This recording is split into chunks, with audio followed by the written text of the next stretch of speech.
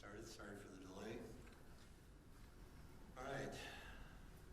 Audrey, you want to give us our invocation and I'll lead us in the Pledge of Allegiance? Our dear gracious Father in heaven, we're thankful to be together today as a community, and those who serve our community, grateful for all their work.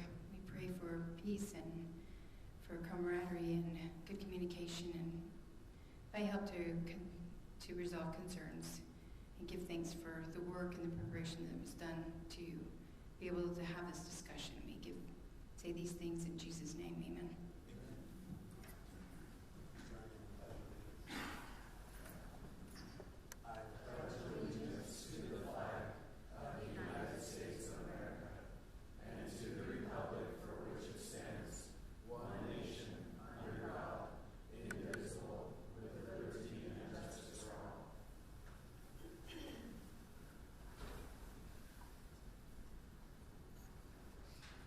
Okay, we'll now open the floor to anybody that has an unscheduled public appearance that would like to address the Planning Commission. Okay, looks like none. Okay, consent items. We're going to do the approval of the minutes for October 26th. Welcome to Zoom. Enter your meeting ID followed by pound.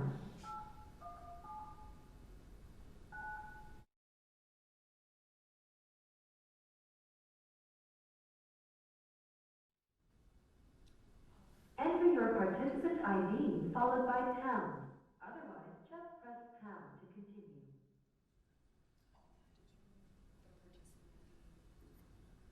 You are in the meeting now. There are 3 participants in the meeting. This meeting is being recorded.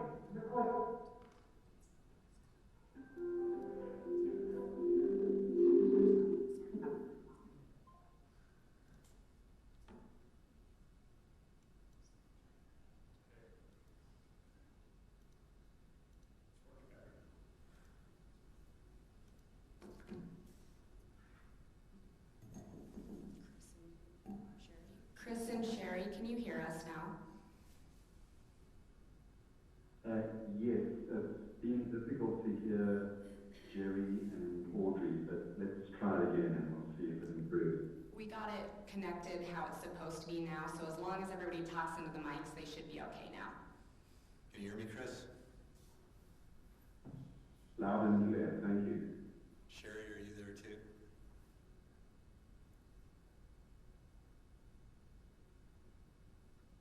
I'm going to make sure we have a quorum here. Yes, I can hear you.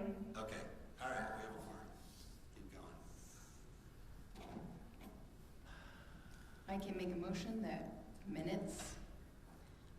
approval of the minutes from the last meeting on October 26, 2021. And I make a motion that we Am I allowed approve to those second minutes. that? I second that. I'll second that. All those in favor? Aye. Aye. Yes, or Aye. Okay, 2022 Planning Commission regular meeting schedule. Somebody have that, Nathan?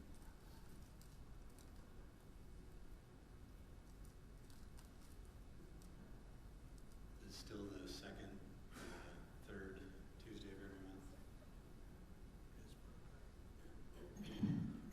It is actually the 4th Tuesday Or, I'm sorry. and modified for holidays and such. So you see that before you. Only one meeting modified in November for the second Tuesday and the second Tuesday in December as normal. Okay. Do we need to approve that? Yes, please. Okay. Go ahead, Audrey. I make a motion that we approve the Planning Commission regular meeting schedule changes from the 2nd to the 4th. Is that? Just approve the schedule. Just approve the schedule? Okay. Approve the 2022 schedule. The 2022 schedule. I second I'll that. second. All in favor? Aye. Aye. yes.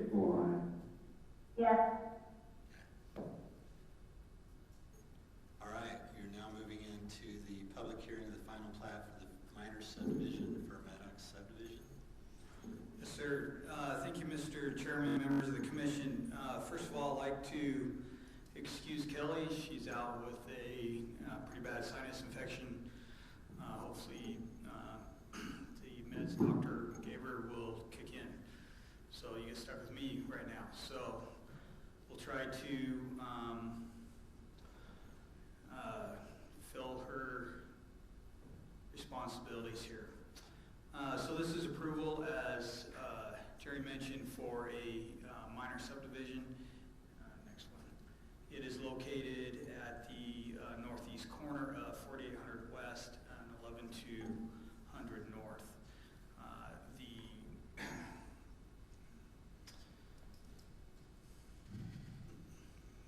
Grab my notes, sorry. The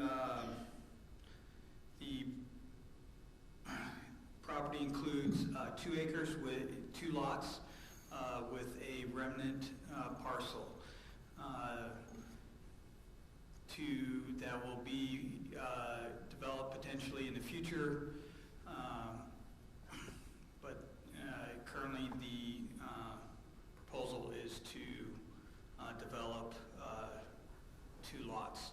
A couple of different things to bring up. This is an administrative item. The council and the planning commission, as they're recommending to the council, acts as the land use authority for minor subdivisions. Our code does allow minor subdivisions, which is 2 lots or fewer allowed, basically allows a combination of a preliminary and final plat. It is an administrative action, and it implements the previous legislative decision the council made of establishing the zoning on the property. The zoning is R140, and the land use designation is low density residential. Okay, next one. As mentioned, the Planning Commission and City Council are looking at compliance with the development code.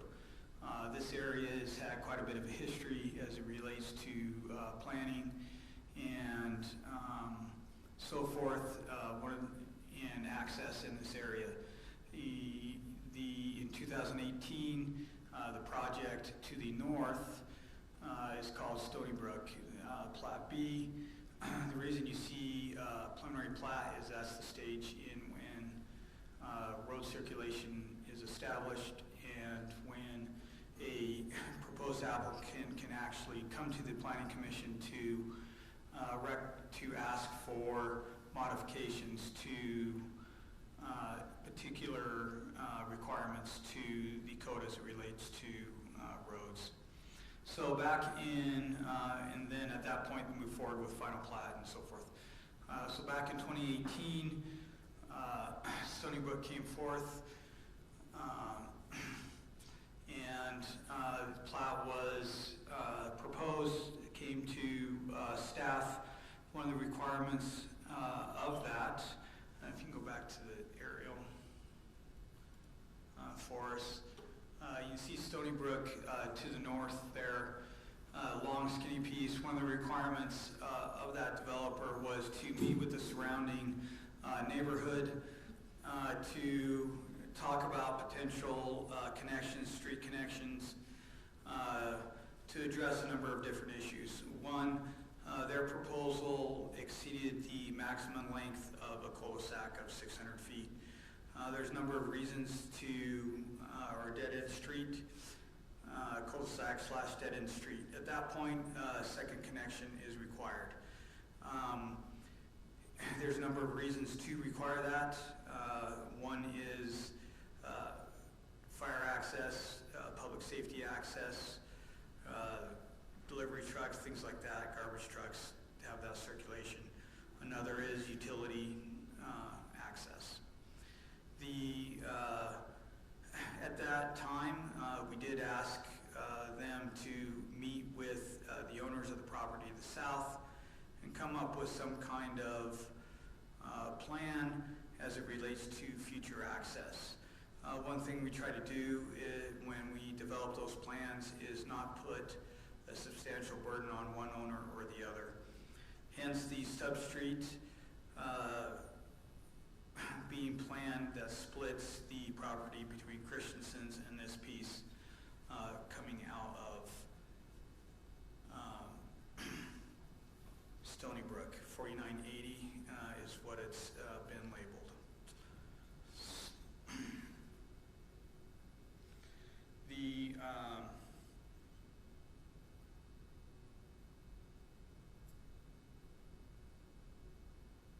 moving on, can move on to the next slide. Thank you. So with that, we also know that things change and plans change as time go on. So we allow, as developers and property owners come to the city to develop property, that to do modifications. And if the owners can agree to a potential alternative to what original plans were, then the city is more than open as long as we can meet subdivision code and the other requirements that we have. So there's a number of opportunities we can have. We can extend the road straight south. The applicant can meet with Christensen's and provide an opportunity that Christensen's also agree with as an alternative, and move forward under that circumstance also. So in looking at the analysis of the request, the required conditions and improvement for approval, section 54205, one of the things it says, the lots shall not create adversely affect the remainder of the parcel or adjoining property, shall conform to applicable provisions of zoning code.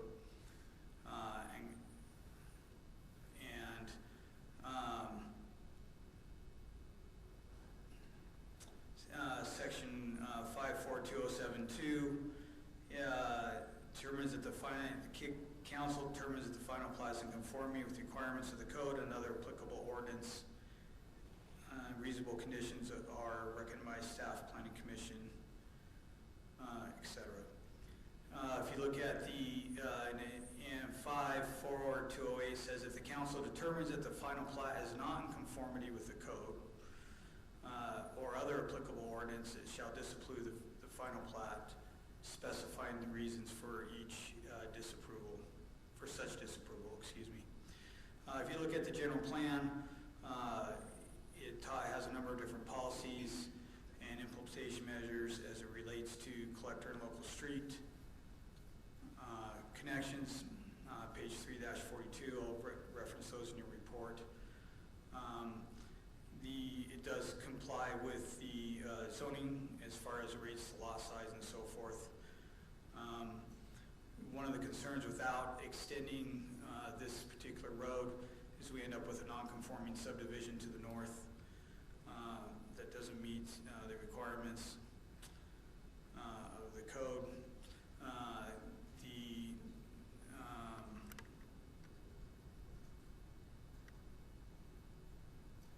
As I mentioned, there's an alternative to provide a different access using this access point, but the property owner would have to agree. You can look at the requirements in section 58105 as it relates to streets, connecting to stub streets and so forth, and the maximum length of a cul-de-sac. We did in dead-end streets, so forth, and required improvements. We did receive one letter. We did do our public hearing notice. We did receive one letter of opposition that is in your packet. I will note that in our utility master plan for pressurized irrigation system, it does identify connection for redundancy and for pressures along the street alignment. Based on the findings as outlined in the staff report, that is not consistent with the general plan policy. policies as stated, and currently doesn't meet the requirements of the development code. It's not consistent with our master plan. It would create fire access issues, especially with Stony Brook. And it puts an undue burden on adjacent property owner.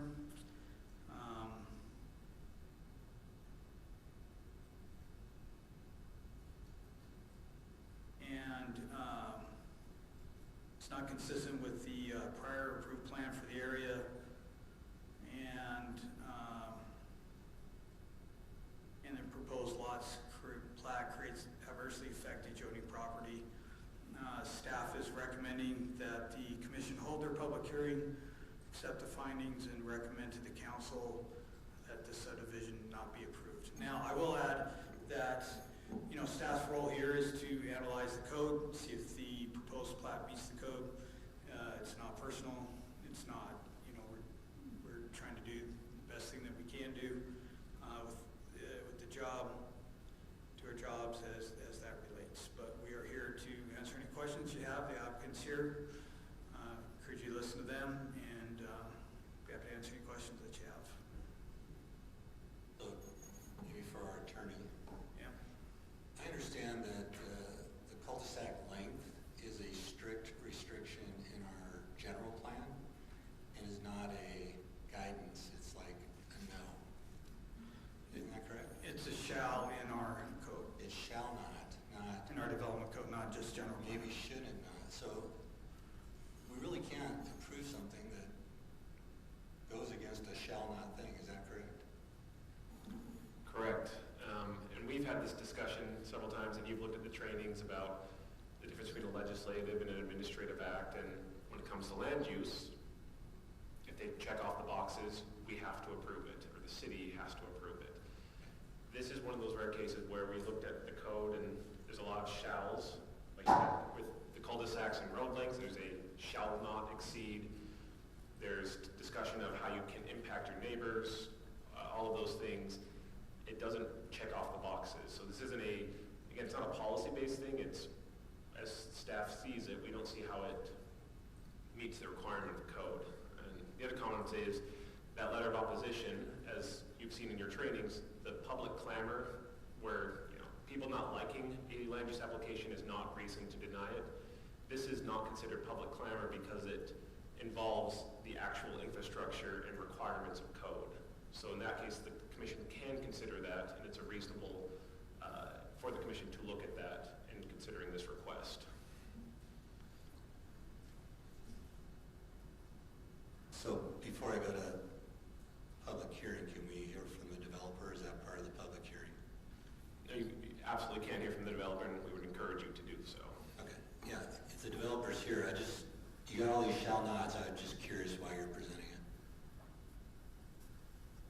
Maybe, what your perspective is. Is there a way we can project onto like this TV any clip? I don't know. Not from that, unless you can email or figure it out. Can I hand it to you guys? They can't see. Oh, okay. Is it something different than what's been turned in, or Couple different ones, yeah. ideas, or? No, not ideas, just things that we're gonna touch on tonight. Well, why don't you touch on them, and then if Okay. you can't explain them, we could try to look at that as well.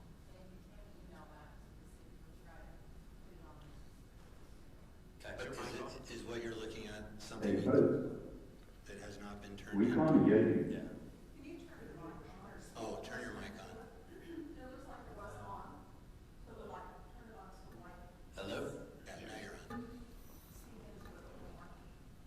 Is that better? Can you hear that, Chris? Thank you. Okay, sorry about that.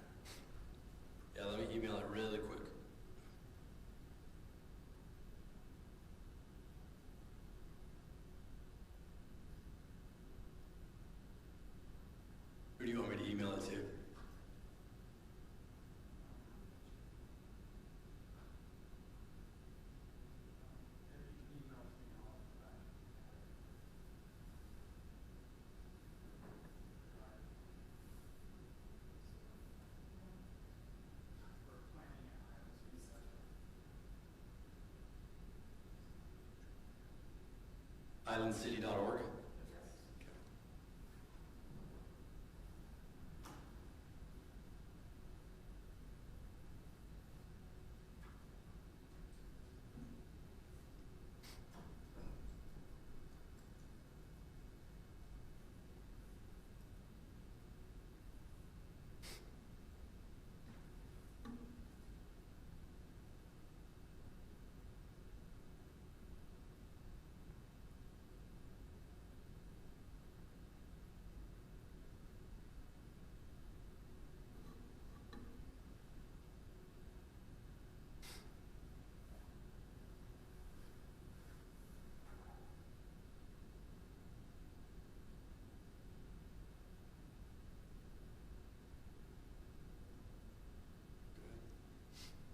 Should we wait? Can you?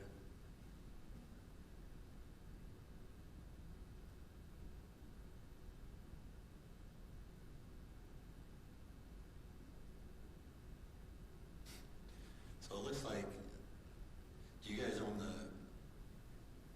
this property that's on this side over here? Well, yeah, so if we can clarify really quickly, so Right we here. don't, yeah, we don't actually own it, it's our dad that we're speaking Right. for But today. you guys don't own this piece, right? Correct. And there was a design where this road came down, had a cul-de-sac, and then connected. Correct. And now There's been a whole bunch of stuff. That's the tricky part that we're finding with all of this, is that as it was mentioned by Nathan, everything that was done was based off of a verbal conversation with That's what I the saw developer. previous. Yeah, And you're not doing that. correct. That is correct. But this, the city said works, right? Because the cul-de-sacs aren't as long and there's connectivity. Do you have that? I can Yeah. see.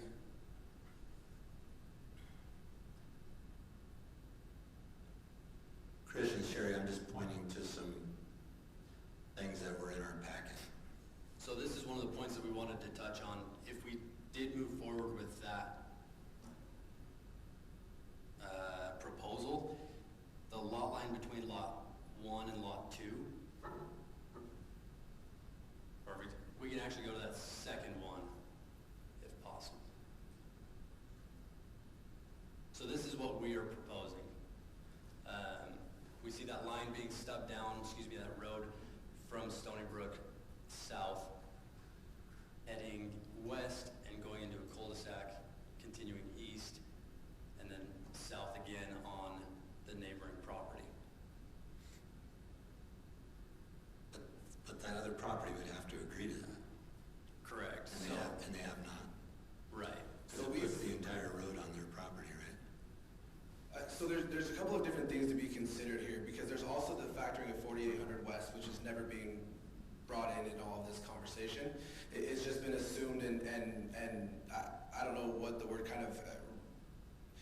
There's apparently an agreement that the fairs believe that the city was going to be paying for that, but once again, I think that this was part of the verbal conversation that took place, and it has never been decided who that burden of 4800 West is also going to fall to. And so with the current proposal of having that road run all the way down from Stony Brook, which, like you guys said, currently it is non-conforming with that cul-de-sac length, in order to make that then conforming, we would have to run that road all the way down to 11200 North and turn that into a straightaway into other people's homes. And that's what we're trying to avoid. In addition to that, with the other idea of running that road all the way south from Stony Brook, we would also have to shift lot lines over, and we'd have to take out that house that currently sits and currently exists there. On lot 2 in that picture. And so I think what we're trying to do is we're trying to come up with a way, right? So a little bit of background on us. We're not here working for our dad that works for the big bad builder, the developer. We both grew up here, and we're trying to come up with a way to come back and raise our families here. I still have to live in a city that's not Highland. And so we're trying to come up with a way to make it work. But currently, the way that it works is that my dad is just going to sit on it for the foreseeable future. Because when you factor in 4800 West expansion, which the city has a survey that's being done currently, I think we all understand what that's going to come back and say, right? Which is that there's too many cars on that road. So the expansion is definitely something to consider. But when you factor 4800 West, in addition to that going all the way through, it doesn't pencil for us, and we can't make that work. And that's why we're trying to come up with another possible solution. The other big part of of what we're trying to do is come up with connectivity, not just between Stony Brook and 11200, but if we could, do you have to zoom down? If we go to one of these next slides, what you can actually see is how the roads line up all the way to potentially almost create a way to get from Stony Brook out all the way to the Timp Highway. And so there's a couple of really cool options that we wanted to talk through, and that's one of them. The one cul-de-sac, isn't that too long per the standard right there? Above lot 106, is that what you're talking? On the far east side? 876. Yeah. That doesn't meet the requirement, does it? So that was just an idea that we had. Larson, I believe, is the neighbor on that south end. If he decided to develop, he could bring another road up from 11200. There's, again, many, many options. But I think more than anything, the point that we're trying to get through is that our goal is just to have those two lots at a point where we can subdivide currently. Sorry, I was clarifying to her. No worries. So like Stephen had said, we grew up here. This is home to us. We're just trying to come home. If you go to that next slide, if possible. So that shows. Yeah, why doesn't that work? So if you look at the bottom right-hand corner of lot 2, that is where that road would have to be stubbed up if we did this layout, which would push, according to setbacks and everything like that, we would have to push the lot line right over the middle of that home that is there now. I plan on moving into that home. It is still a very livable home. Why don't you just make lot 1 and 2 one lot? We've got 4 younger siblings as well that we're trying to get here 20 years down the road when they can afford it and need a home. We can get 8 lots according to the R140. We're not trying to change any zoning. Like I said, moving into that home that would be a dream for me. There's mature trees that provide shade. There's a deck out back, a porch, covered porch that we've already used to take shelter from rain. I want to move into it. I don't doubt that that's a nice house. So, just make it a bigger lot. So by cutting it right in half, it doesn't make sense. And again, we're losing ground on the east side and on the west side, which seems to put an undue burden on this parcel. Well, the other drawing you showed puts the entire burden of that road coming down to 112 onto that property owner. This one right here? Yeah, so do you have buy-in from the people around you on that layout? We've tried working with the Christensens, but have not had the ability to come to an agreement. Our thoughts are with this is we'll take the burden of 4,800. They can have that burden, if that makes any sense. But you're not in agreement? Correct. So we don't... We've been told... So we move forward with your deal, this is probably not even an option then. So when we were meeting with the Christensens, they made it very apparent that 4,800 was our problem and not theirs. So we're trying to come up with some solution. I've tried sitting down with the city, but haven't been able to come to any conclusions either. In addition to that, as stated in the letter that they sent in today, their number one goal and their preferred choice would be to run a cul-de-sac north and south off of 11200, placing more cars just on that area. And so if there's any way that we can try to avoid that, that area is already congested enough, right? Yeah, I don't see a solution there without buy-in. I saw a solution on this, but are you saying they don't agree to this one? We're saying if we do that, then that will eliminate the ability to have those lots on the 11200, and we lose the home that he's anticipated to move into. Right. Or make lot 1 and 2 one lot, and then it works. I know you lose a lot, but it works. Yeah, how long is that road right there? Which one? From in front of Stony Brook? Yeah. So from Stony Brook down to 11200 is about 1,000 feet. Yeah, so for us to have a 1,000-foot wide lot right there probably doesn't make the most sense, obviously. Oh, sorry, 1 and 2. Yeah, 1 and 2. Yeah, right thank there. you. 450 So 450 feet, feet, excuse me. But again, when we're losing an unknown amount of land, on the west side due to 4800 widening. And on the east side, again, an undue burden because we're gonna have to do 26 feet plus 12. It just becomes too narrow to have two lots, and we don't wanna have one lot there, because then we have to tell one of our siblings, hey, sorry, you don't get a lot. Right, it's a tough discussion. Yeah, so, trying to work with the city on that. But currently, they don't agree with you. Correct. Okay. And we have to respect their property rights as well. So talk to me about the undue burden again, because looking at this, if we move forward with this, does the city see that as an undue burden or not? Especially factoring in that 4800 West expansion. I think there's more than just undue burden. You're talking about, in our general plan, we can't have streets that are so long.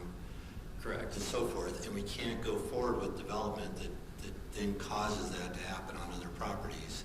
And so when you're bringing in pieces that are coming in to be developed, you have to kind of take in the whole. So sorry, I don't mean to, I'm new, I'm just trying to understand. We have Stony Brook that is as long as it is, and with that extension, that put that undue burden directly onto our ground right there.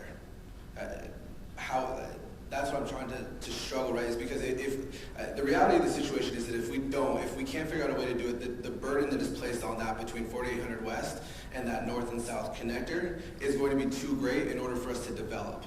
And so at that point, then what's going to happen is it's just going to sit, and if we do want to do what you're suggesting and throw that road in on lot 2, just to get our minor approved, if we were to do that, then that road is just going to sit vacant for the foreseeable future. Maybe I can address a couple of things. The reason that prior plat was approved was because there was an agreement between all of the property owners. Correct. Sorry, and with all due respect, the Fair family has disagreed and does disagree. The Christiansens in their letter also mentioned that was like the worst possible option, and that right there. No, the north and south connector all the way through. That they stated that in their letter. We're in agreement on that for sure. But it was nothing more than a verbal conversation that happened in 2017 and then all of a sudden, out of that verbal conversation, this is what we have to do now. You're saying you don't think that road should connect all the way down to 112? I think at that point, it becomes a 975-foot straightaway. So that road was dead-ended right there with the intent of going forward, not to do a cul-de-sac, because it's already too long and doesn't meet our general plan requirements, not suggestions, just requirements. But there are roads longer than that everywhere. Go to SR 92. That's a massive road. That's a 5-lane highway. And that's a small road. I mean, I don't know what your point is about long roads. Long roads. The worry is that becomes an issue with cut-through traffic. Well, you only have 1, 2, 3, as 4. well as a drag strip. Yeah. No? No. You also only have 1, 2, 3, 4, 5, like 7 homes that front that road versus if you went to the higher density areas, we have way more homes that front roads like that. And I don't think we've been presented with a plan that meets our code. Does Stony Brook meet the code? I mean, I'm looking at this piece right here. We can't do anything Right. about what's been done. so talk to us about, again, that undue burden that was forced upon this land. We can't make a ruling on something that then forces undue burden on someone who hasn't agreed to this. Has to be agreed to plan before you can bring it in here. Does that make sense? It does. Thank you. Yeah. And I don't know if there's any undue burden if it just stays the way it is, the way the big property is. You guys are coming in to develop and give each sibling a piece of the land. With that comes cost and decisions versus leaving it the parcel that it is. And you can't expect the city, because there is a solution by making lot 1 and 2 one lot. And I know you have the sibling issue, but we still have to meet our city code. It's not, we can't just come in and say, forget fire and safety, forget our general plan. We want to make sure your whole family has a lot. You kind of see what I'm saying? I'm not saying there's not a solution to this. I just haven't seen us. I mean, I thought this was a solution, but I do see what, from your perspective, it's not a solution because 2 and 1 need to be, you know, you can't have a right between the house. So now there's got to be, you know, you got to look at another way of how does it work. I mean, the house obviously messes things up because they put it in the best spot for that being one big parcel, right? Right. And so the question is, I mean, do you go with the one cul-de-sac and get most of what you can get, or keep digging until you find a solution, or take the other plan that you guys came up with and keep trying to work with the people around you to get a buy-in for something that does meet the future, so that when you do go in and we get ready to have that street continue to meet our code, they say, no, I don't want to do that, then we've got a non-compliance issue that's just sitting there. And if you can bring the code requirements with you when you talk and say, this is what we have to work with, and then everybody can maybe collaborate together for a solution, because I know everyone doesn't want to be dead-ended in there and have the most, it looks like the most lots they can get within that section. You have existing structures that are in the wrong place for what you're proposing that you want to keep. Yeah. So, like you said, if there's an option where you can go with the code, see what your restrictions are. I get that you're trying to avoid the density of the traffic on SR 92. I don't know what we can do to come up with a plan for you. So the Christiansens are the ones next door, is that right? Correct, yeah. And do they plan to develop eventually or do something? No, not in Not the close close future, yeah. Okay. I was just gonna see if there was a way to work out a swap or a trade or a buy a portion of theirs or. We went that route. Oh, you've tried that? Yeah, they weren't open to it. Yeah, we've even spoken about putting up fences and, yeah, no, they're who they are. Can we go to the 4th slide, please? So, south of us is a community that that's passed planning commission, but not city council. They're currently working on it. This is Kevin Yu's piece, if you're at all familiar. You walk around the monitor and kind of point out exactly where you're talking about that you're. Yeah. So right here, Kevin Hughes piece. Okay, thank you. Past planning commission, currently sounds like they're working with the city. Okay, thank you. Looking in the future, again, for connectivity, because that is, future connectivity is huge, right? We're trying to connect all of these island pieces, which Kevin Yu's piece is an island. If we do have that little jog in our community, our area between us and the Christiansens, it would line up with Kevin Yu's future community as well. And eventually go down and connect to Spruce Drive and onto SR 92.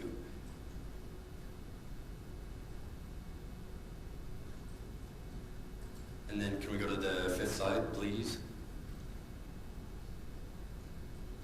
So this is a picture that I took 3 or 4 nights ago about where the road would come out if we went straight down from Stony Brook, pointing lights straight into a home. This seems awful. And I know it happens, but again, with the last slide in mind and future connectivity, if we put the road through here, Kevin Yu's piece goes and connects. Can we go to that 4th slide? I apologize. So the house that I'm referencing is this one right here. Excuse me, this one.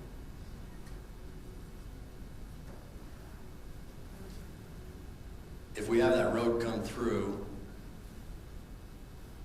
straight south from Stony Brook, we would be less than 150 feet from that other intersection, which Mr. Crane has told us is not allowed. So with that in mind as well, like there's a lot of What's not allowed? having 2 intersections less than, I believe it's 150 feet. Nathan would know the state code better than I would.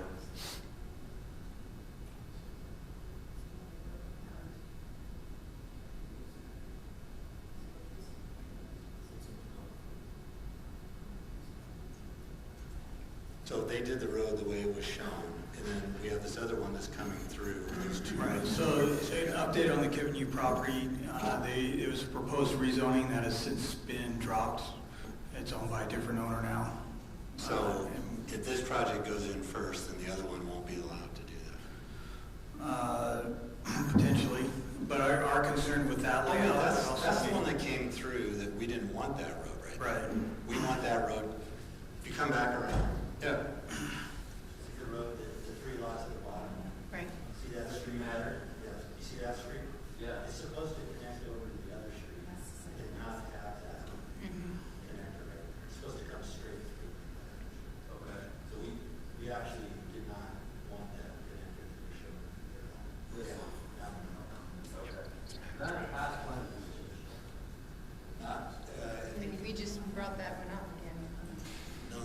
No, I think. There was a plan and for a rezone for density because there were some questions about this and there was a long discussion, I think with both planning commission and council with the Manor Drive folks regarding whether that cul-de-sac should connect through, and the decision was that it should. It's just, again, it's a very long cul-de-sac. Right. However, it's changed hands now, and so it's not. Yeah, this Well, was no question where it is. That was a while ago. There's somewhere else that came in and bought the property, Yep. yeah.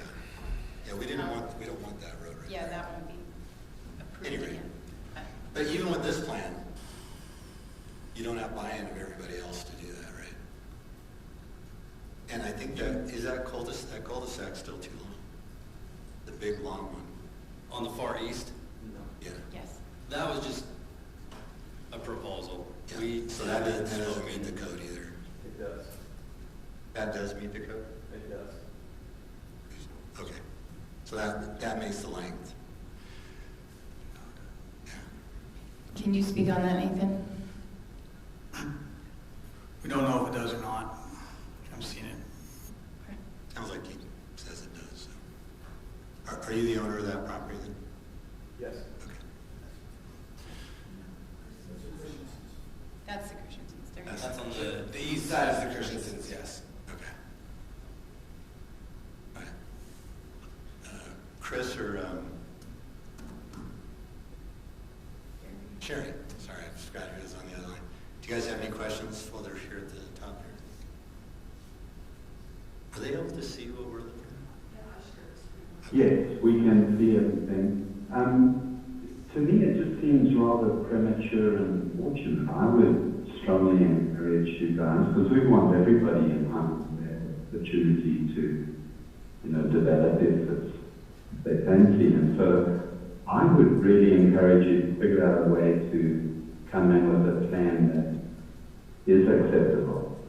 Because as it's currently constituted, it just seems like it's not terribly practical. Sherry, did you have anything you wanted to ask? I just basically agree with what everyone else is saying. There has to be agreement, and everybody's got to be able to be a part of this. It can't just be we're just going to make someone put something through on their property that they're not happy with. We just don't have everybody on board. Okay. Did you have anything else you wanted to kind of state, or is it? All right. My name is Steve Maddox. I'm the property owner. Just to make some clarifications, there is nothing that is not compliant with general plan, code, or legal length of cul-de-sac. This picture? On the proposal. I don't know what this cartoon is, but on the proposal that was made.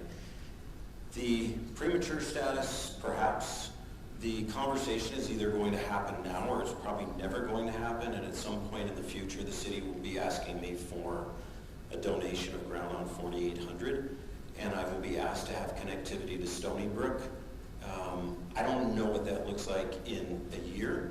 I can say today that if we don't have an out, which it sounds like we don't have an out, the undue burden of the demolition of a house is tantamount to about $450,000, and your proposal makes it cost prohibitive for the children to move, so the incentive isn't there. I don't want to develop another lot.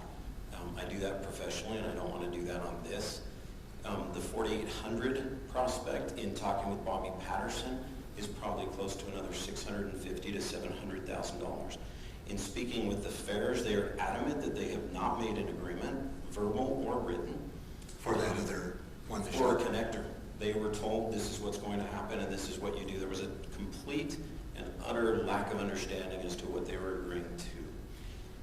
The thought of just connecting a road and having it through, I understand, is probably easy if it's not ever going to be developed, or if it's just something hypothetically that will happen in the future. Now we're facing the reality of what that looks like. So if I fence it in and I put my riding arena in there, and there does need to be connectivity on an illegal cul-de-sac, I understand we can't fix the illegal cul-de-sac, but there is an opportunity to somewhat right the wrong. So the burden of what's happened at Stony Brook, I really don't want it to become my problem. And I don't see a solution if I put in a fence and a barn and that's the location of it. So in a year or 2 years, when our neighbors, the Christiansens, come back and say, it's time to develop, I don't know how you connect to Stony Brook, because you don't even have an option of accessing ground on my side without eminent domain.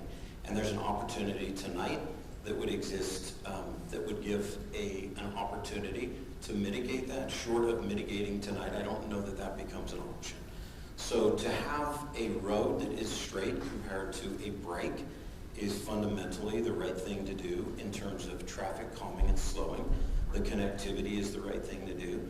And I think Nathan eloquently said that this is open for discussion, but I don't believe that anything that was in the staff report is accurate from a fundamental legal perspective. It is from an opinion perspective, but there's nothing on the general plan, and there's not an agreement in place, and there's a stub road that nobody has agreed to other than the Christiansens are saying that they had agreed to the road. The fairs are saying they did not. And the representation would have been made that 4,800 expansion would become the burden of Highland City, not them. So when we talk about undue burden, the undue burden of 4,800 and the undue burden of a parallel road is certainly an undue burden on 7.5 acres. There can't, that's unequivocal. To shift that and have a shared cost in what the overall is, and talking with Bobby Patterson, he had 27 lots that he could defer the cost of 4,800 to, or would have been prohibitive. How they were allowed to stub a 1,200-foot cul-de-sac, I don't know. I don't know who they knew at the time. But I don't want that to become the discussion point tonight, that we need to remedy that. These two lots are not going to fix Stony Brook today. They're not going to fix it in the future. I had asked the Christiansens when they were sitting in our home if they would allow the road that was connecting to be built on their property, and we were also refused on that. So not only would the burden on these two lots be half road, but it would be half plus on the ground. So it would, again, be an undue burden on this property. Can you pull up the submittal? The actual submittal that they're come back and, Slide 2. or I think it just shows 2 lots or something.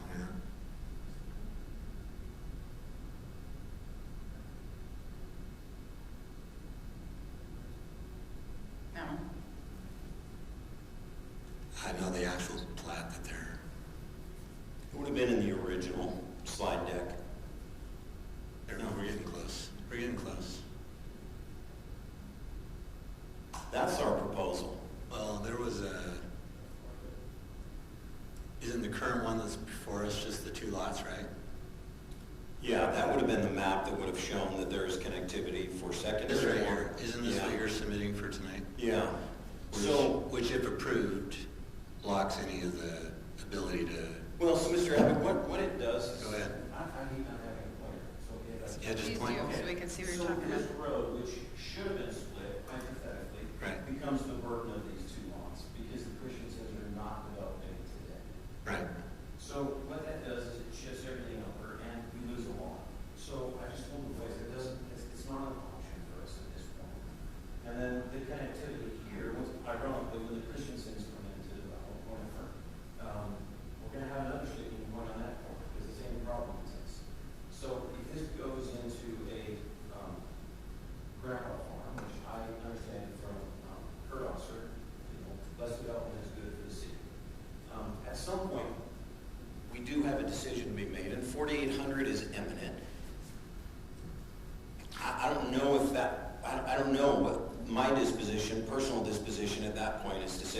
all the burden is left on 7.5 acres, because I think at that point it's better as a petting zoo.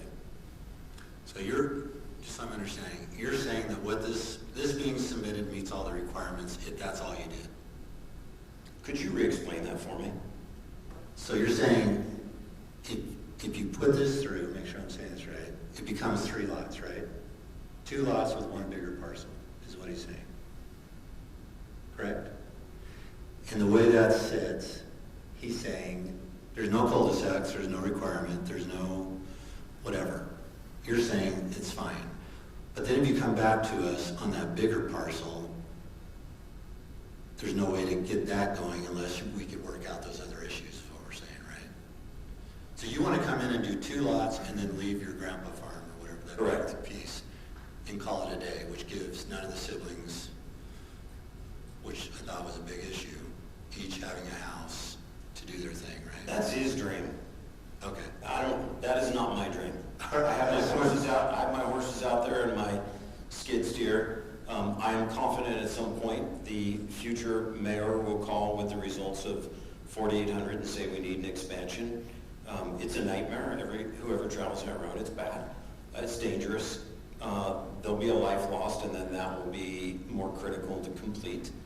And then at some point, the connectivity on the north to the south will be a discussion point. I think this is an opportunity to look at it. I even offered the Christiansens, if we could go back to the scheme that we had presented for future development. Yeah, I had even offered currently to deed them the right-of-way. Yep. I had offered to deed them this right of way so that there was no conflict in the future. Say when you're ready to develop and build, you will have connectivity to your property and you can continue that out. So they would not be in a position where they were landlocked, and I would plan accordingly. So that was denied, and just that they don't want the burden to be there. So I don't see an option that is not going to, if we kick the can down the road, I think the options are diminished greatly. And I think the option to expand on 4,800 is probably off the table. And I think the connectivity to Stony Brook is not going to happen. So I think that this is an opportunity, maybe good, better, best, maybe in some people's minds is not a great option. I don't know that there is another option that makes sense. And I have to be careful saying this, but it's not a financial consideration for me. It's an emotional decision for me. So if I turn this into my riding arena, I don't want through traffic from Stony Brook. I've already had Stony Brook residents tear down my fence, thinking that their fence was nicer, and there's already conflict today. No, I know what you're talking about. Thanks for being respectful of that, because it wasn't nice. No, I totally understand what you're saying. So eventually this is what if you do those 2 lots in the big lot, you eventually want to do this, if everybody agrees in the area. I'm thinking he probably wants me to pass sooner than later, and that would be the dream. It certainly would give option to our neighbors. What do you mean pass sooner or later? Like Get kicked by a horse. Oh, I was going to say you're pretty young. I don't think it's an age thing. I think it's an adrenaline thing more than age. But yeah, just so the Christiansens were not in a position where they were landlocked, that would be a very efficient way to develop their property immediately. Then they would have that entire road on their property. They have lots along all of their property. So they're developed. Everything that road touches is a lot. I didn't have them develop ground for me. In fairness to them, and I do this professionally, every ounce of asphalt that they would be building is serviceable by their lots. It's all their burden. So I don't think this is a burden placed on them. This is a burden that they would have one way or the other. I don't think they realize that their burden is going to be to develop the lots. Right. And that's along all fronts. So there is not an undue burden here. There's not a stitch of asphalt. I've offered them a half a road on the north so that they could actually construct this immediately. And I'm not saying they want to do that, but You're talking about the piece that connects up to the top. You do that. Stony Brook, I would give them half of that road, deed it to them, and then I would fence around that. But you And they would not have to would come. need that in order to get your cul-de-sac though, right? I mean, if you did the cul-de-sac. If you did that Mr. plan. Christensen and I look the same age, we're not the same age, so I probably won't develop a cul-de-sac. I will do some something here. And then I think when there is a discussion on 4800 that is imminent, I think that there is probably a rational discussion without fencing and barns up. Gotcha. Okay, I think I understand Thank you. your side of it. Are there any questions? This is very awkward on telecommunication. It is. I'm sorry Yeah. about that. No, Chris, Sherry, do you have any questions? Mr. Maddox? Am I saying that right, Maddox? Maddox. Well, I guess it seems almost like there's an intractable situation here where I'm just reading between the lines, but it sounds like, not all is well with the chap on the other side of the city. But you need their cooperation to create something that's workable, or the only other option, and I'm really not in the business of making suggestions on how you should or shouldn't do things, but you could just, if you wanted to, just develop everything facing 4800 west and facing 11200 north, but you've still got this almost like a sword hanging over your head with that prior city council decision to put that stub road in from Stony Brook heading south, and so that's the big conundrum it seems like we have. I have developed about 22,000 lots. I have never in my career had a neighbor agree with what I'm doing and have to get permission from a neighbor to do what I'm doing. I've entered into MDAs and do and write them and sign them.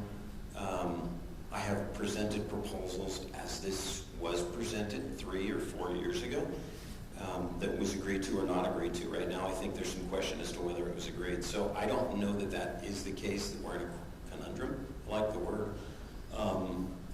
But I don't think we are. I think we're at a position where planning commissioners decide what is best for the city and property owners and look at it fairly. And I think that if all being told financially this is equal to or better than for everybody than what the city had proposed. I think in addition to that, I know that the city wrote a significant check across the street from the fire station because of headlights to a neighbor and built a 12-foot wall to protect him from lights, and we're creating the identical situation to a neighbor of mine that will move in 3 weeks not knowing that they will have 30 cars that don't want to go out on a 4800 cutting across and through a neighborhood right into their home, and we were told tonight they have a 2-year-old that will be there. So I look at this and think all the way around this is traffic calming from Stony Brook and into Stony Brook. Intersections are traffic calming, and we have eliminated. I appreciate, Mr. Abbott, you saying that there are long roads and there are dangerous roads, and this is residential. You certainly are going to have to slow down in order to navigate the turns, which is every traffic engineer's dream, is natural calming. Well, I agree. Okay. I just don't think saying a road's too long is a... I would concur with that. I think there are roads that I mean, 12, look at 12. are too short. Put the road down. This is great. The cul-de-sac to the east conforms. It brings in all the property owners. I'm not sure what the future, because it's a cul-de-sac now. Both Stony Brook and my road are cul-de-sacs. I don't know how they didn't have to do a temporary turnaround and all of the other items, and you're right. This is more, we can't fix that. I think this is a path to the future, and I think short of that, I'm not sure what the path is. Okay. Thank you. Thank you. Just a couple of things to add. Whenever you're dealing with infill projects, it's always a challenge, right? And one of the challenges with the city is to one of our charges is to make sure all property has access. So first, I would encourage you. The Christiansens are here, so I'd encourage you to bring them up. Another point that I think is important to point out is there's property that's developed all over the city that benefits from stub streets. Years ago, Edge Homes and Mr. Maddox did a development in southwest Highland that benefited from a stub street to Highland. to one in Highland and one to Lehigh. So this happens everywhere. This is normal, and we do them, and we do them for this reason, so people can develop in the future. There is requirements to do that. Our concern with this proposal is you eliminate that option for that stub street, and so what we are requesting is that they work together to find out a mutual beneficial situation that works for both of them. And that's kind of where we're at. And, you know, the proposals that we've seen a proposal, one of the comments was, hey, there's two big long lots on 4800 West. On 11200. Well, there's been a proposal that's been shown by Kelly to Travis Maddox that shows a smaller lot on 4800 for lot 1 and lot 2 that actually provides 8 lots that they would get today, so they wouldn't lose a number of lots. There's options out there to design to get the number of lots that they have. But having said all that, I would encourage you to see if the Christensens would like to approach you. Okay, so before the Christians come up, I just want to make sure I understand what Maddox is saying. And I want to ask our attorney here. So he's presenting a plat that shows 2 lots and 1 massive lot with the intent, whether or not to leave that as a grandpa farm. There's no cul-de-sac.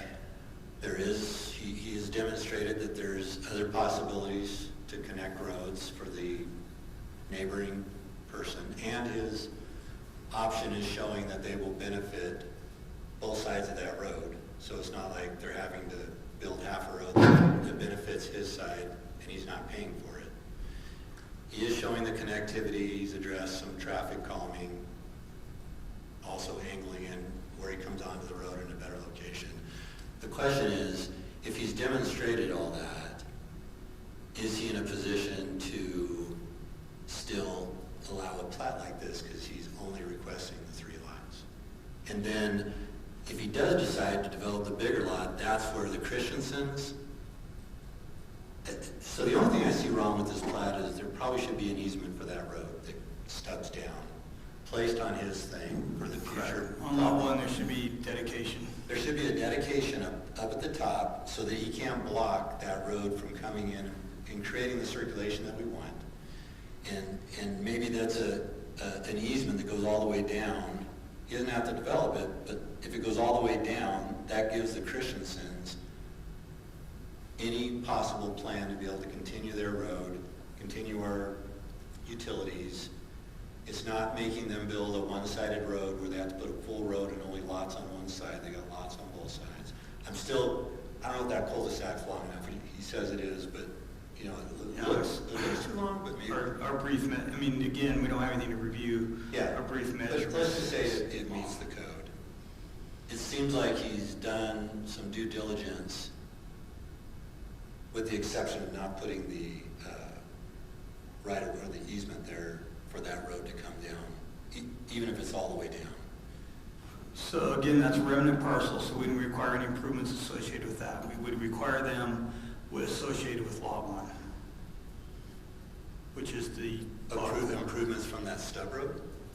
No, just adjacent to lot 1. Oh, if it were to come all the way through? No, today with this subdivision plat. To be on the lot that's closest to lot 1 east side. Yeah, I can't see that. That one is right there, right? Yes, correct. So you're saying he would need to stub utilities off of the main road up into there, even if he shows it coming over to here? Or provide an alternative that everybody agrees with. That's the 2 options. Okay. And maybe I'll address it this way. Hey, Jerry, do you mind if I ask Nathan a question, please? Yeah, go ahead, ask Nathan a question and we'll hear from him. So Nathan, I realize that we're dealing with what a prior city council has adjudicated and decided, that how does that Stony Brook extension from north to south fit into the code? Because our current code says no more than the 600 and some change feet, but that's 967.9 feet long. Correct. So when you have a road that exceeds the requirement of 600 feet, you either provide a connection or a stub road for a future connection that will reduce that to meet the code. So in other words, by providing this connection, it will meet the 600 feet. Does that make sense? So you'll measure it from 4,980 instead of 4,800. That seems rather illogical to me because I understand what you're describing, but the road itself from the top of Stony Brook down to 11,200 is close to 1,000 feet, and so I guess what you're saying is as long as it's two separate developers that are involved in it, you could have a road that's as long as you fancy. I guess the limit would be 1,200 feet. As long as if each of them do 600. If it connects, then it doesn't matter. Right, then you have two connections. Yeah, if you have two connections, the distance thing goes away. Right. So if that road that goes north to south connects all the way down to 1,200, the distance doesn't matter anymore. Because it's not a dead end or a stub. It's connecting. Sure. Is that right? Okay. What were you going to say? So if you add up the distance from 4,800 down to that where it stops, that exceeds the 600. Yeah, I think we agree that road up top is non-compliant. But it's there. That doesn't... Okay, thanks for Yeah, it's definitely non-compliant, but doesn't mean we just keep going with non-compliant stuff. Yeah, thank you. Thanks for explaining that. Okay, cool. All right. Okay. The comment I was going to make is the plat, he's correct in the fact that this plat, if you look at this plat in a vacuum, sure, it meets code. It meets minimum lot sizing. You can now obviously have two lots and a remnant parcel as part of a minor subdivision process. But you don't look at a plat in a vacuum. It's part of the overall land development, and there are provisions in the city's code regarding connection of streets, connecting to stub roads. They're required to build out a street from one end of the property to the other unless there's some reason to not do that. And again, as Nathan pointed out earlier, it's not that this is the only solution that we have. It's that there has to be a solution that works. And it's not on, when the city looks at a stub road, when we always require developers to provide them where we can and then to continue them wherever possible. And until we have a different plan that works out for everyone, we will require that connection. And so that is why this plat, even though the plat on its own, the two lots make sense under the zoning and development code, the fact is that that stub road needs to be addressed, and that is part of this overall parcel. So that's why we have made the recommendation we have done, is you can't look at these two lots in isolation. Right. Well, I don't think he has, though.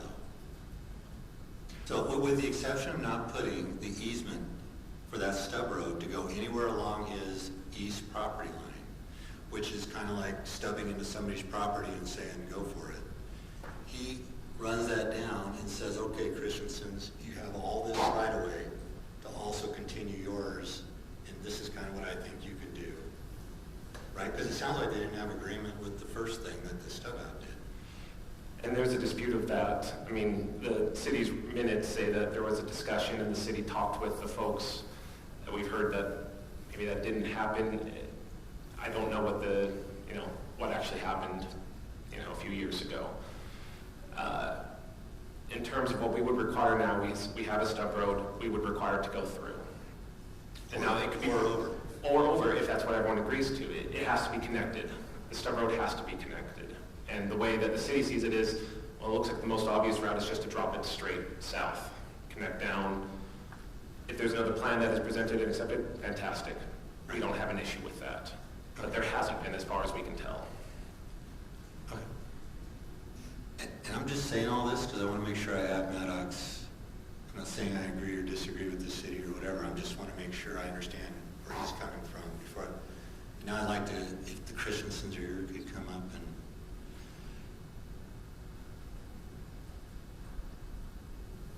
First, if you could address, so that plan, that one, you're saying was never agreed to or discussed when the stub road went in? Okay, so, my name's Mike Christensen. I turned the speaker off, sorry. Oh, Okay, my name's Mike Christensen, and my father Peter owns the property, and he asked me to speak on his behalf tonight. So, my understanding and the conversations that I had, the packet that I sent you kind of showed the history of what happened there. None of those were like what Mr. Fair or Peter wanted, but in a meeting with the mayor at the time and other members of the I believe it was the planning commission, or there was other people there, and he was told that you know, we don't always get what we want, because we had a dream too. Everybody has dreams about their property. Like, we've owned our farm for decades, and we always had the dream that we'd have this cul-de-sac, and you know, and our family could build houses there at some point in time. But we like baby calves more than we like our family, so that's why we've never developed it. And so when that road was stubbed in there, our understanding was that wasn't our preferred thing. But if you look through the minutes, did we show up and complain about it? No. Because we were told that everybody has to go along to get along a little bit to be a good citizen of the city. And so we never fought it. Our lawyers never contacted the city. We were just trying to be good citizens. That when Mr. Fair passed away and his family sold the property, you know, that property was on the market for many years, or like a long time, because they wanted to, you know, many people looked at it and it's a hard piece to develop. So I would love them to build their houses and have what they have, but not at our expense. and what expense would that be? If you go to their proposal, like, yes, right there. So if we look at that, there's, how many corner lots are there in that proposal that are on our property? 1, 2, 3, 4, 5. And they took a picture of their lot, there's light shining in the house across the street. Well, that would be 2 of our lots would have cars coming up and shining lights in. I mean, I don't... It'd be on the property line there, yeah. Yeah, it would, but as you turn, you know, you're always going to have that flash. Where's the burden of the road placed? It's placed on our property. How much square footage of road do we lose in property? I mean, what's an acre of property worth in Highland City? And if we times that out, I mean, that's a major burden for us. That first proposal that was presented in the city, we were told it was in the master plan that the road would run down the 2 property lines. So you're okay with that? We're totally fine with that. I mean, it wasn't our first choice, as I, in my opinion, that I gave to you on this proposal. I mean, our first choice is no longer a choice. Right, but right now we're fine with that. You're totally fine that road going right down the property. And we did sit in Mr. Maddox's home on that property, and we were never offered an easement to the top to gain access. We were never offered that. We told him, I mean, this is not a proposal that works for us. If you look at this proposal, do you think Mr. Larson wants to be beholden to us to wait for us to develop so he can develop? And it also goes over to the Lawler's property on the very east side. To us, for us, But you're still okay with this one? oh, we're great with that one. And we're great, like in my mind, why would they have to put in the utilities for the stubbed-in road? Maybe there's got to be another way that it can happen to maintain that through road, and we still get a cul-de-sac off of that side, which is something that we desire. And you're okay to pay half of that road and half the utilities, right, coming down? We're okay to pay it if and when we develop, yes. So if he had a reclaim on the road, if you put it in and then there's a slip in my mind what it's called. What's it called? Pioneering agreement. Yeah, to where he puts it in, but before you can tap into it, you gotta. Yeah, I mean that's pretty much a standard. I mean the little bit of developing I've been a part of. Recapture agreement. Sorry, that's what I was looking for. That's right. Yeah. Recapture agreement. I mean, we're fine to work with them, but we're not fine. They brought us a proposal that in our opinion, places all the burden on us. Like they get a cul-de-sac, they get a cul-de-sac. We get all these corner lots. I mean, I unfortunately I live on a corner lot. It's not that appealing to live on. You lose so much of your side yard. We charge a premium for it. Yeah. So you don't have a neighbor. Yeah. Although the road can be a good neighbor sometimes. You know, we're totally fine with that. You're totally fine with what's right here. We're completely fine with it. Why can't they move their lot over that lot? Why do they have to give up the extra 12 feet if they're not going to put the road in? Why can't that just be like a little flag piece so that when they develop the remnant property, that then they have to put in that road? You know, I mean, But what are you saying? Well, if we look on the black, on the dark black line, Yeah. they have to give up an extra 12 feet. Is that correct? What? That's to put in the utilities and that stuff. Utilities go on that. Yeah. So, I mean, I'm not here to make the decisions for everybody. All I know is that the other proposal to us is not a viable solution for the development of our property under our wishes. And we have no plans to currently develop our property. And that could change at any time. I'm not saying we're never going to develop our property. Right. But like I say, it's a farm we've owned for decades. We've been good citizens of the city. We've been, you know, we've tried to, you know, go along to get along a little bit. I hear you. And this was the go along to get along. Like, you know, it wasn't what we wanted, but it's what we accepted. And we didn't speak out at it at the Planning Commission, and we didn't speak out at it at the City Council meeting where this passed. And Mr. Fair didn't speak out about it then either. Mr. Fair was worried about, I mean, I know Bob really well, and I don't want to speak for him, but if you look at the minutes, and then the conversations I had with him were similar, that he was just worried that he would have to do something just to sell his property. So, you know, I don't have all the solutions because I don't have a ruler with me to go over and see what fits where. We're not that hard to work with. I feel like we've been thrown under the bus a little bit tonight by our neighbors. What we're here. I don't feel that. I think people are just trying to get the best use for their property, and I think once we have an understanding of why that road was stubbed, which it sounds like whether you guys came and talked about it or not, it was allowed to go through. It sounds like you were aware of it. You just didn't say anything. You went along to get along, and Yep. This is what happens.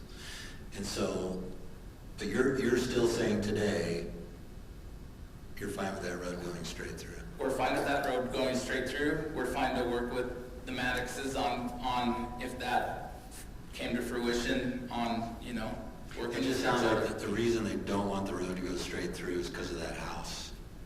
It makes that lot two, makes the lot two, it's not. enough frontage for 3 lots on there. Right. Is that true that they don't have enough frontage for Sounds- 3 lots? It's limited if they want to keep the existing home. that's a choice. Yeah. But if they want to keep the existing home, then Mr. Abbott, part of this is we are planning for an expansion on 4800, so that lot, it just gets, yeah. you're gonna have a front door right on 4800. So that 12 feet plus the road does become imperative to try to avoid. Hey Jerry, you've gone blank for the last few seconds and that was critical. Could you please just rephrase or restate why the NADOC folks are not too keen on the road getting straight? Is it just because they've whacked off a piece of property? Well, so what happens is there's a house that sits almost right on the property line between lot 1 and 2. And when that road comes all the way down, by the time everybody starts clipping, there's not enough frontage. If you want to keep the house, not tear it down, which they want to keep the house. If you keep the house, lot 2 is no longer a usable lot. You basically, for the layout that was approved back in the day, and to now keep the house, because I think back then they were talking about tearing down the house, I would assume, lot 1 and 2 would have to become one lot. I think I said that right. Yeah, got it. I didn't want to presume that. I was thinking that, but I just wanted to confirm. Thank you for confirming. Okay. So in the end, I know that there's been a lot of talk about they don't want all the, like they said that we didn't want to take that 4800 wasn't our burden. And it's not. It's not our burden. And that might be It is back on your right. Yeah, and at the same time, if you approve what they're proposing, then where's the road going to go? And unless that question's answered, Which road? the road from the stubbed-in road down to 11200. If you're going to jog over on yours. If you approve. Oh, no, if we approve what they're putting here, Yeah. he's going to keep that cul-de-sac one big farm. He's going to leave it like you're doing. Yes. But there would need to be an easement in order for, if somebody did buy your place and he still wants to keep it a farm like you're doing, to be able to take that road and continue it like, kind of like that layout he's showing to bring it through, is what he's saying. That's what he's saying, but then you will be voting to put the burden of that road to swing it over onto us, rather than running it straight down the property Or line. people can just keep their lots farms and not develop them. You just don't want a land trap, or we don't want to block a road that we need to come through. It needs to have a way to come through. I would disagree with that, because every decision we make here, it topples something down the line. And so yes, we could keep our farm as a farm into perpetuity and never do anything with it, right? Right. But if we do want to do something with it, and you approve the lots the way they are, then we now have to run the road over onto us. This decision now makes it so then the road has to go over onto us, because they're not going to have it go over onto them. No, I understand what you're saying. I mean, we came up with other solutions, and between the city and the Maddoxes, we were turned down. So we feel like we've tried to work together, but that proposal right there, that's the proposal that we were under that was our understanding that was back when that stub road went in. That's what you guys, whether there was a formal agreement or not, you're saying today you're fine with it. Yes. Okay. Does anybody have any more questions? No, I think that was good. Yeah, thank you. Appreciate that. So let me add a couple of things that are germane to this conversation. We'll explain 4800 West in a minute what they're talking about. And but before we do, as Joanne's pulling that up, so the preliminary plat for Stony Brook was approved on March 17th. Let me make sure I got that date right. Of 2017, March meeting in 2017. Okay, so in part of the discussions, Mr. Fair did attend that meeting. And there was comment about, and he did express a concern about this road. And and this is what it says in the minutes, and you guys, we can look it up, but he says he was concerned that the city was putting him under an obligation to have the land available for the road, meaning 4890. He said the obligation would go to the buyer if he and his property that he could not sell as an obligation. Mr. Crockett, who is related to Mr. Fair, son-in-law, thought Mr. Fair was saying that as long as he owned the property, he had no intention of developing and did not want any disturbance to the property or down the east property line. He said someone talked to Mr. Fair and told him something contrary. Mr. Fair and Christensen actually spent quite a bit of time with our city engineer at the time talking about it. So Lori Crockett, Mrs. Fair's daughter, mentioned that someone made Mr. Fair believe that if he were to sell his property, the buyer, even if they were not developing, would have to build the road. Chairman Kemp stated that was not the case. He explained that Mr. Fair could sell the property and leave it at even the way as it currently was. He said the buyer would also leave the property in the way it currently was. Mr. Fair was still concerned that the new property would have to put the road in, though it was planned if he developed it. So it was understood that the road was going to go in and only had to go in if it was developed. So it was discussed when the Planning Commission did recommend approval to the City Council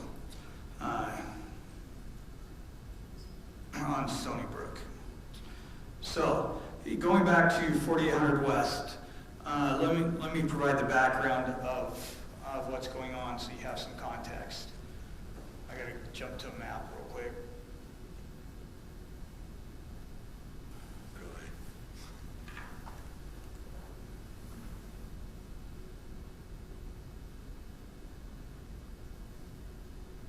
Sorry.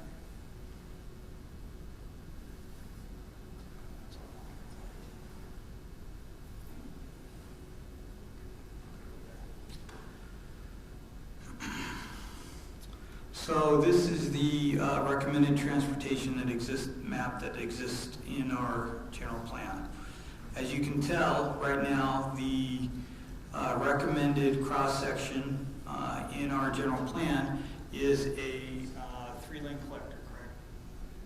Is a three-lane collector. One of the studies that UDOT and MAG has been working on is a study with Alpine and Highland. As you know, all the traffic from Alpine can't go anywhere without exiting Highland. So they've been looking at, and as mentioned, if you've ever been around this intersection at 7:30 in the morning when everybody's going to school, it's a challenge. In fact, the city did a project a couple of years ago, 2-3 years ago, that widened it to add a right turn lane. It helps. That was the other side. So what has happened is a study has been produced that is recommending widening of 4800 West from SR 92 all the way to the roundabout in Alpine. Now, it's not anybody's plans, it's not funded, or anything like that. Mountain Association of Governments, which distributes federal money to cities throughout, for regional roads, to cities throughout county, Utah County, and Wasatch County, maybe another one I can't remember. But Wasatch and Utah County is in the middle of a funding cycle, okay? And that happens every 2 years. And so if you miss this funding cycle, you have to wait 2 years, right? So even if you meet this funding cycle, you're looking at 4 to 5 years anyways for funding. Maybe not. It depends with funding. So a concept report, which is, well, I'll call it idea report, they've changed the names on us, but the idea report has been submitted to look at whether or not it makes sense for regional funding for to build this road, because neither cities, Alpine or Highland, have the money to expand this road from what it is today, which is the collector, to arterial status. Now, how does this relate to the Maddox property? How that relates is, let's pretend for a moment that today they were subdividing the entire property. The only requirements we could do is relates to what's in our code today, right? And then any right-of-way acquisition would be with owners at that time if and when a project was available. And that's the way it works today. So if there was, in the future, if there was a project, it would be fair compensation, just like Canal Boulevard or 6800 West or anything like that. We wouldn't be, and that's how it would be pursued. So if we don't know if it's a real project or not, we're not going to know for quite some time for that. So that's what's going on with that. Is the plan right now is a 3-lane collector. One of the things we'd have to do is we'd have to update the general plan to show that extension. If that happens, that would be starting in next year, early part of next year. How much of the Maddox property is needed for that? Don't know, because we don't know that exact alignment. We got some lines on a map, and I 20 feet, 10 feet, 5 feet? Don't know. Sure, I'd love to tell you, but I don't know. I really don't, sorry. But I haven't seen it. South of SR 92? If you're going to come up, please be in the mic.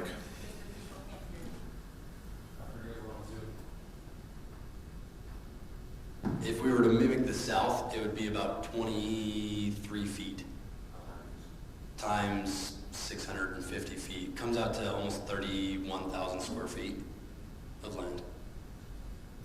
So let's just say it's 20 feet. Does that affect it doesn't affect their densities or anything, does it?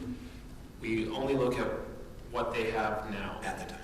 So it might affect a future property owner if they subdivided, say they did the rest of the property in 3 years from now, and then 5 years from now we did 4800 West. And it'd be whoever owned those properties, they might lose, they lose 20 feet of their backyard or however that works out.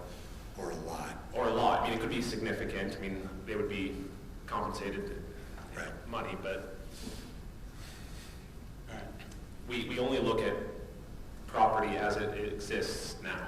Okay. Rather than what it could be in the future. It's kind of nice if we're all looking at it, so we're not, somebody doesn't put their house all the way on the back's property side. Right. It's good to keep in mind for sure.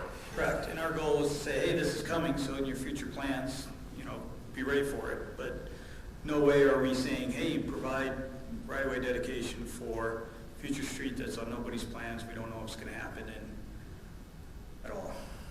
Okay. All right. Let's open it to public hearing.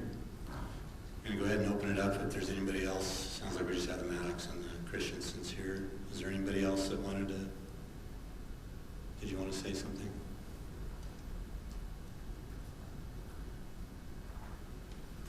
Yes, my name is Jerry Pace Sims, and my dad has owned the 20 acres that are south of 11200 north, and my husband and I, Dan, right now live just south of where the Maddox house is right now.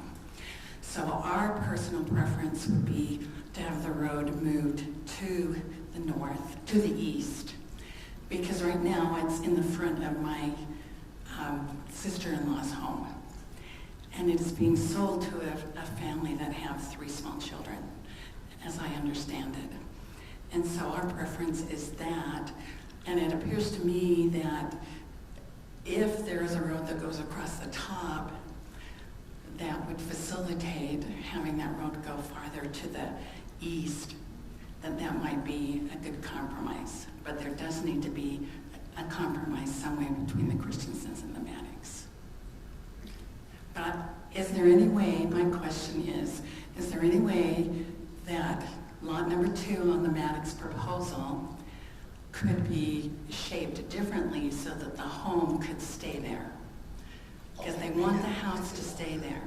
So even though there's not a 30-foot, whatever that allotment is, could it be shaped a little differently so they could have the 3 homes along 11200 North? That's a good idea. I just suggest that. Thank you. It's a wonderful street to live on. And please state your name. My name's Danielle Brown. I'm a neighbor. I live adjacent to what they mentioned, the Kevin U property. So I'm 4677 West. So this was kind of a surprise to me that I always thought the road from Stony Brook was supposed to come straight down. Seeing that proposal that the Maddox has made to have the road curve puts it coming pretty much alongside my property. And he mentioned something about the road connecting through Kevin U's property. We came and spoke to the Planning Commission, and we were there when the City Council voted to not put the road there, that the road was going to connect from Manor Drive up to Snowflake. Right, come across. Correct. Not do that. And not do that job, Yeah. right? And that's, is that off the table? I mean, because that's a big Sounds like concern. somebody else has brought the property, so it's kind of Right. Just nothing, there's been no plan, but there's been no change from the city council regarding that direction to go south through Manor Drive, so. Has someone else bought the property from him?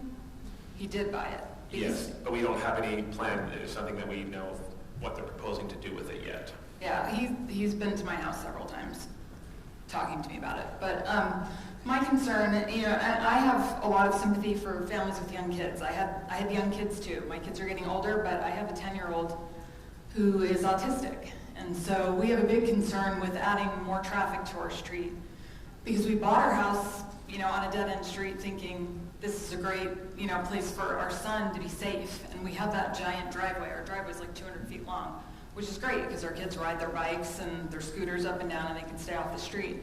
And looking at these plans, Jerry was saying it adds 14 more homes to our street where we only have a dozen now. Traffic is very minimal on our road. And one of the Maddoxes brought up a concern about, if the road was built from Stony Brook straight down, that they were concerned that traffic was going to cut across and then up that road. But I don't see how that could even be a concern. I mean, it doesn't save anybody any time. It's just creating a square, right? It doesn't gain anyone any time traffic-wise. So I don't see that necessarily as a concern. But I mean, our big worry is adding more traffic down our section of the road, because I have a child who may never understand that he can't cross the street by himself.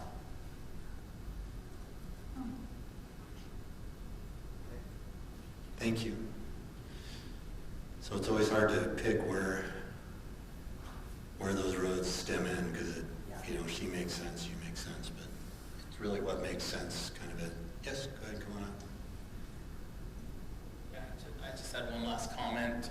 If you pull that map back up, the vicinity map. The vicinity map, I think is what it was called. It showed, right there, yeah, the vicinity map. If you look the stubbed-in road that's supposed to run straight down, it doesn't go into the front yard of that they're talking about. It actually goes right on the property line that you and I talked about. Yeah, you can see the property line across the street, so it doesn't go into it. So I just wanted to point that out. So just for clarification, the commission has 3 options. They can file recommendation in the staff report. They can do recommendation for approval with any stipulations that they'd like, or they can continue it to date specific with specific instructions for the applicant and or staff. Can I ask a question of Maddox then? Would you want this to be, if you thought it was going to be denied, would you rather it go through to council denied, or would you rather continue it to discuss anything? Because even though we deny it, it can still go to council, right? The commission only makes a recommendation, the council makes the final decision. And sometimes developers are like, that's all right, just give me the denial, I want to get to council. Or do you want to, I know you guys have probably continued this a few times, trying to figure out something with the Christiansens, but do you have any, I kind of want to continue it if you guys don't want to continue it. But, and I'm not saying we haven't heard from everybody. Yeah, I think I would like to know what planning commission votes on. Okay. So if it's a negative, it's a negative, and... But you just want a thumbs up or a thumbs down? Yeah, let's do that. I have a quarter, if we want to flip it. What? Okay. No, I think I know a lot. I definitely see both sides of kind of what we're looking at here. Okay, we're going to go ahead, unless there's anybody else, we're going to close the public hearing at this point, and let's hear from our little discussion. We'll let Audrey go first.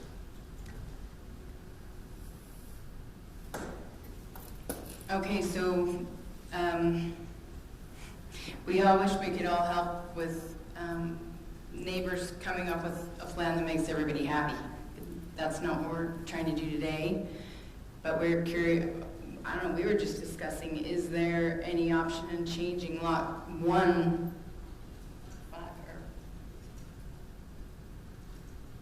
lot 2, and 5, just the shape, size, to allow for that easement, to allow the houses to stay on and keep that road to go straight through. Does that make sense? Just adjusting lot size on that cul-de-sac on the west side of lot 2, lot 5, just to allow that to go straight through for moving forward and allowing future things to happen and having that road accessed. Is that something, I know you're concerned about the house. Is there a way you can change lot sizes in their direction, angle, that would allow that to happen? Actually, what I would do, Audrey, is let's keep it to a discussion. Maybe that's an idea that you had. If you wanted to continue it, just because we've had a lot of discussion, but it sounds... I guess Christiansens have been very clear about what they want, so I would have to just say it doesn't seem like we can move forward with it at this point. So that's kind of my take. Okay. Love to work out. That's your sticking point. That's my sticking point. I want them to be able to come up with a solution themselves. Okay, Sherry, you want to share just anything, your thoughts on this?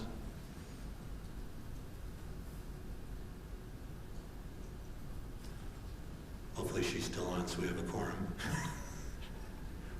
I'm sorry, my slide seems to be a little bit delayed, so I apologize. At this point,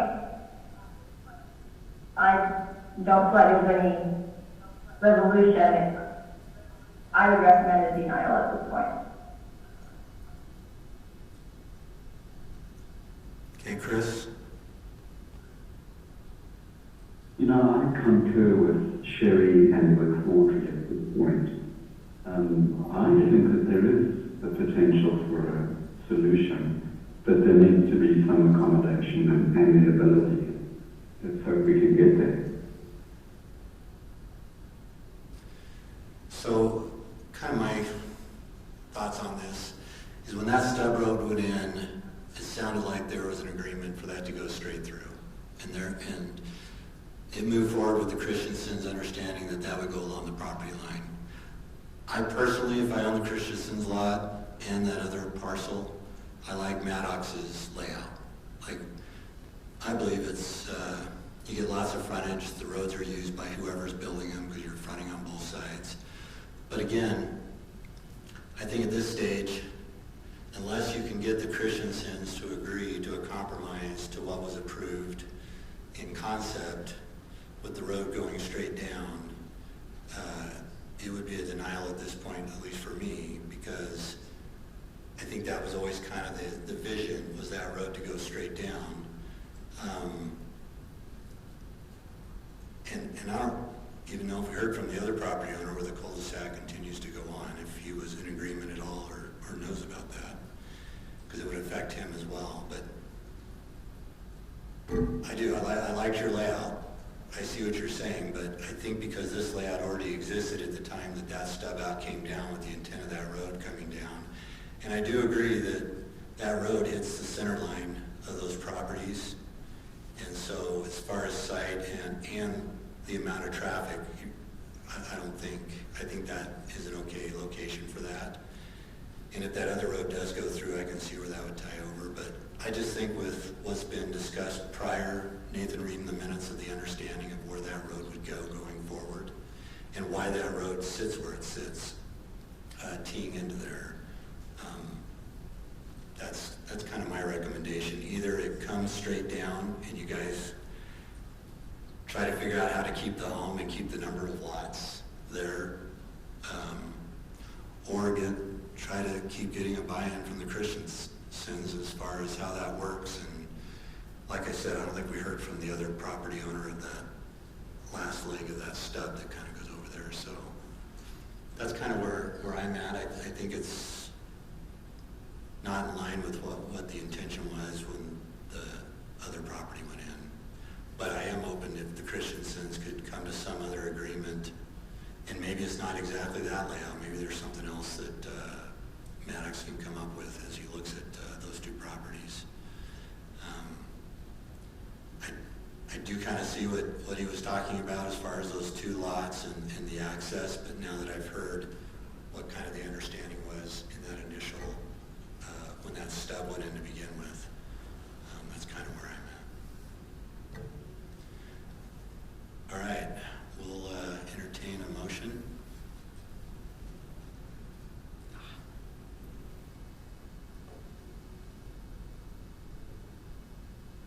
Want to give us a motion?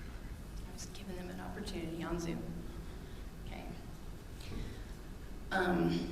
I move that the Planning Commission accept the findings and recommend denial of the final plat for Maddox subdivision. I'll second this. Okay, Sherry, how do you vote?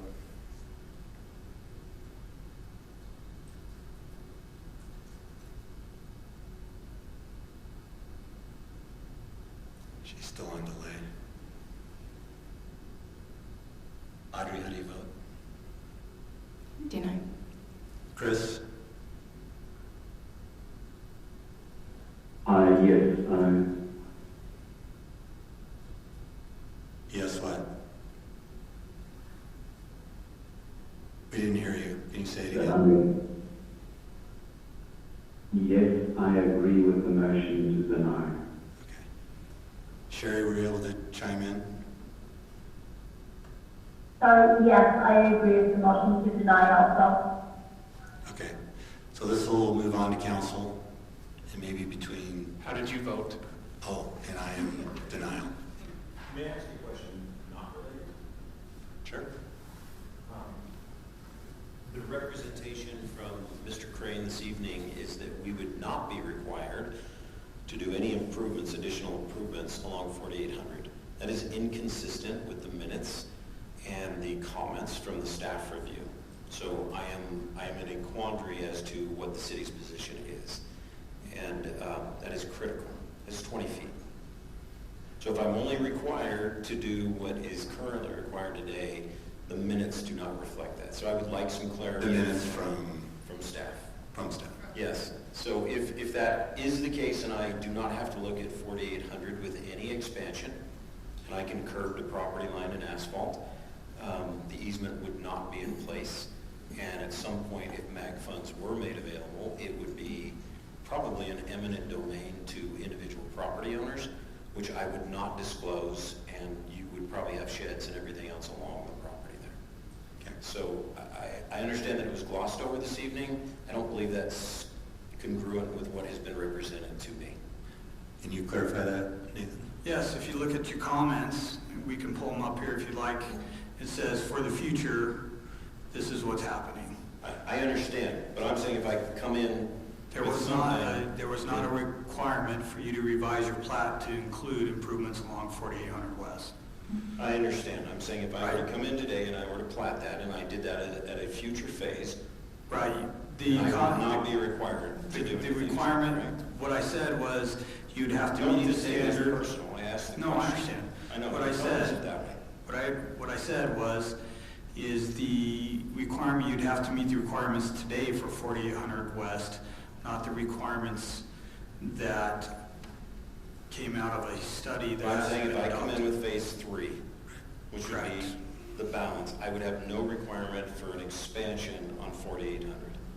No, you would have to meet the requirements, whatever they are today, for 4800 West, not the requirements for additional right Would of allow way. me to go to property line.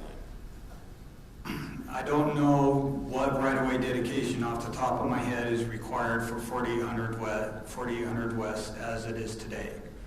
Okay, I just don't.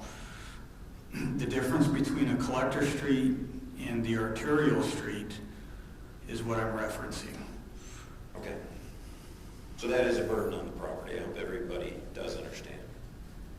Because I think that the collector is going to force an additional 20 feet, which is tantamount to 3/4 of an acre, which is tantamount to a lot. So, if that's... Which we would have to purchase, right? Well, that's the standard requirement that everybody's done up and down 4800 West. Yes, that's a standard requirement anywhere in the city. Yeah, so if that's not an undue burden on the 7.5 acres, I'm kind of confused as to what is. So, anyway, thank you for your time. Okay, thank you.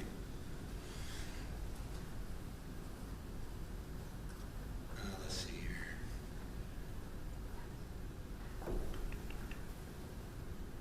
All right, I'll take back to where I was. Hi. Is there a chance that I could get a room that doesn't have a heat full wall? I've had the door open and the window open, and I put my hand out the heat, but you can go and check now. It is full like 100. Hey, Chris, you're not on mute. Thank you. All right, let's see. Where am I on this? Sorry, I just lost my agenda. Here it is. Hey, Rob. Can we move our training to a different day in which we have more people here? Please. Yes, I believe that is a great idea. Okay, so we're gonna move that to after the holidays when we know we're gonna have a full. Yes.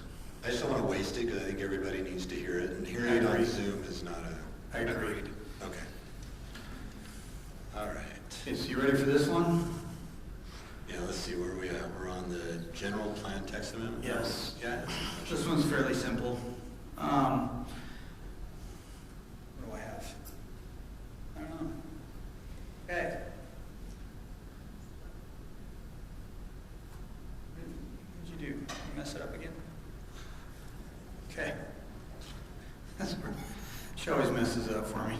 All right, thanks.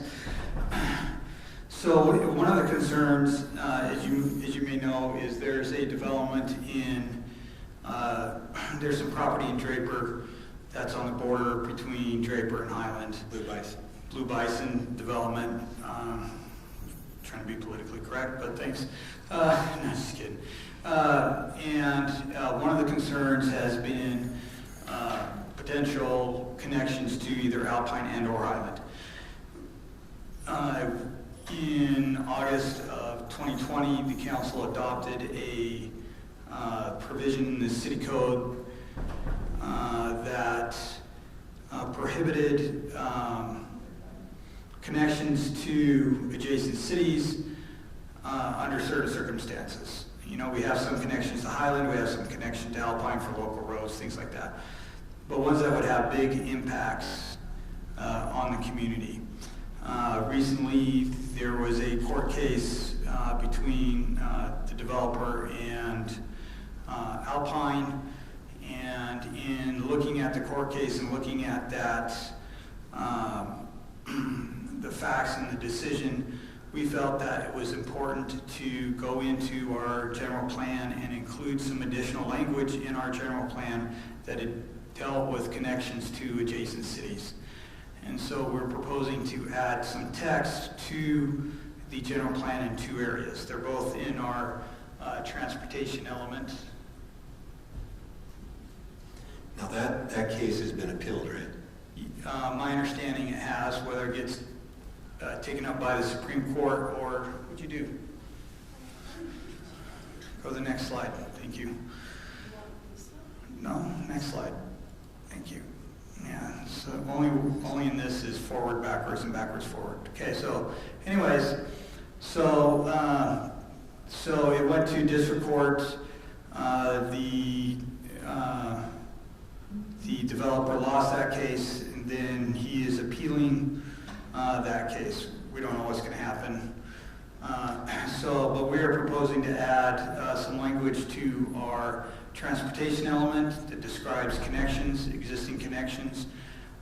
This is the first part of the amendment, and then we are adding, next one, and then we are adding a policy and an implementation procedure to one of the goals in the general plan. This is to provide a connection to what we've done in the municipal code and provide a connection in that foundation. So if anybody ever came to us and said, hey, you owe us a connection, we can say, no, our policies say we don't do that. There's a process you can talk, but we don't have to do that. So we don't owe them a connection now, do we? No, we don't, but this helps strengthen that position. So how does this apply to D.R. Horton hooking onto our Highland Boulevard? It doesn't, because it's, right? Because it's a state highway or something? It theoretically could apply, as we have in our, as the council adopted, that ordinance basically says we don't allow them unless we essentially we enter into the appropriate agreements regarding maintenance and shared costs, and the city actually has done that with the D.R. Horton property. So to the extent that was implicated. But when that decision was made, it was under the assumption we couldn't prevent them from connecting. That was supposed to be our leverage, and they said you can't do that because it's a state road. Well, it's a little different too when you're talking arterial streets versus local to local. Trying to turn a local into a collector or higher street, which Blue Blyson was trying to do. They're trying to dump about 400 whatever the number of lots onto a local street that couldn't basically handle the traffic. But if we put that in our general plan and a developer comes along like D.R. Horton and we want to do an agreement with them, yes, does that hamper us from doing it now? No, because we have the language in there that the council can approve that if they so choose. It essentially sets the default level of we don't allow except for, there's a list in the city general plan already of the intercity connections, the major kind of collectors and arterials that connect through Highland. And basically this amendment just says, aside from those, we'll say no unless we reach appropriate understandings and agreements regarding how that works for Highland to mitigate the impact on Highland residents and Highland streets. It's just giving us a little extra something. There's a provision in state code that says once you've adopted a general plan, all public roads and rights of way have to conform to that plan. And that was something that the district court in that Alpine case actually looked at and said, it was regarding a plat amendment, and the court said, well, there's not even a road shown here in the city's general plan. We can't violate that. And it's actually been an issue that's come up in Highland before as well, that we can't build roads we don't have in our general plan. This adds a little more kind of support. If we annex, then we provide it. It's the connection outside of Highland. Okay. So either they come into Highland, or we figure out something, or they don't connect. Okay. I have those goes for public hearing, right? Sorry, getting back to my thing here. That's staff's recommendation. It does require a public hearing. It looks like we have a lot of people for that. Okay, I'm going to go ahead and open it up for public hearing. Seeing that nobody is here, we're going to close. Oh, anybody online? Probably not. We're going to go ahead and close our public hearing, and I'll entertain a motion.